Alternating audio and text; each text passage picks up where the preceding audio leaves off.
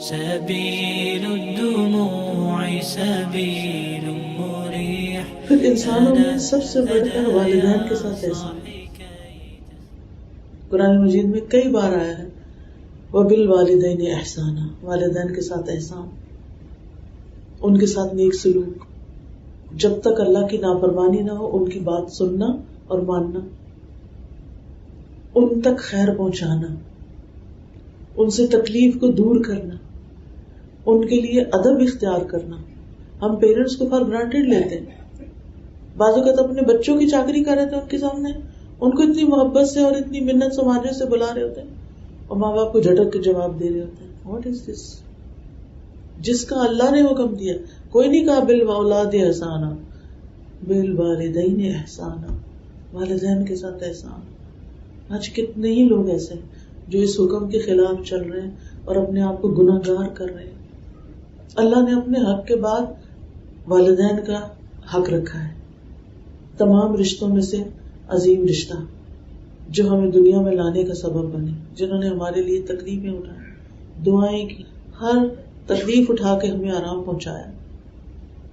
ان سے نرمی سے بات کرنا، تلخ جملے نہیں بولنا، ان کو خوش کرنا، ان کے سامنے صرف وہ باتیں کرنا جس سے وہ خوش رہیں، ان کے سامنے ہر وقت رونا دھونا اور اپنے مسائل کا قصہ نہیں کرنا. اب جب ہم بڑے ہو جاتے ہیں نا تو ہمیں اتنا انف میچور ہونا چاہیے کہ ہم اپنے مسائل خود حل کریں. عام طور پہ کیا ہے، بچوں کا حال جو عمومی دیکھنے مجھے ملا ہے، جب خوش ہوتے ہیں تو بھول جاتے ہیں ماں باپ، اور جب تکلیف ہوتی ہے تو پھر ماں باپ ہی کو آ کے سناتے ہیں. پھر اسی طرح ماں باپ کے ادب میں کیا ہے کہ ان کے لیے کسی مجلس میں ہو تو جگہ بنانا، ان کے آگے نہ چلنا، ان کے لیے دعا اور استغفار کرنا، ان کی عزت تو کرنا، ان کے دوستوں کی بھی عزت کرنا، اور ان کی وفات کے بعد ان کی طرف سے صدقہ خیرات کرنا، ان کے لیے صدقہ جاریہ خود بھی بننا اور اپنے مال میں سے ان کی طرف سے کچھ نہ کچھ صدقہ ضرور کرنا.